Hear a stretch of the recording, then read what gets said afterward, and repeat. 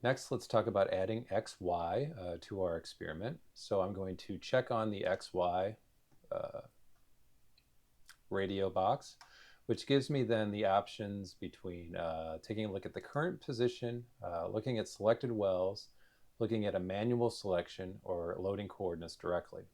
So to kind of get the lay of the land, let's first work with just the current position. So that gives us these parameters. So we can change the shape, of our scan. We can change the size of our scan, and then we can change the overlap of our scan. So this is essentially a single field of view, but just for taking a look at things, why don't we change this to 10 millimeters? So now I have a 10 millimeter by 10 millimeter square grid that I can take a look at. And again, we're on the current position. So as I click around the stage, not just my stage position, but also that grid move with my selection. I can change the shape of that grid again, so I can pick a circle shape or a rectangle shape. And then finally, I can change the field of view overlap. So here we have a 0 overlap, so each of these fields of view essentially abuts the next.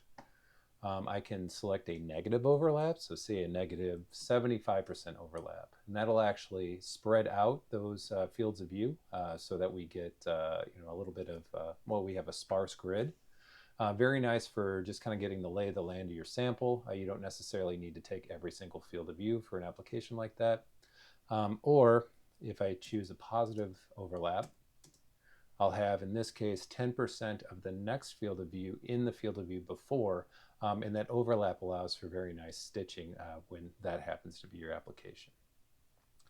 So the next one I'd like to show you here, or perhaps we should go ahead and take this data set first to show you what it looks like. But what I'd like to do is let's go back to that sparse field of view. Let's maybe go back to our square, and let's just shrink this down to, say, a 3 by 3. Oop. Okay, so 3 by 3.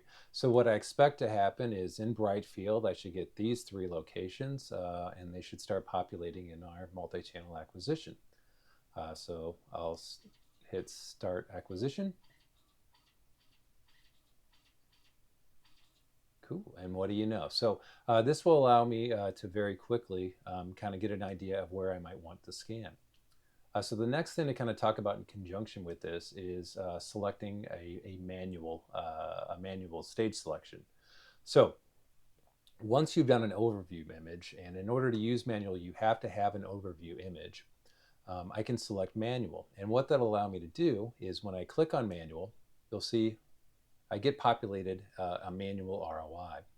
And now I have the ability to actually draw an ROI on top of this acquisition, this older acquisition, double clicking here. So it was left click, left click, left click, and then a double left click in order to grab this field of view.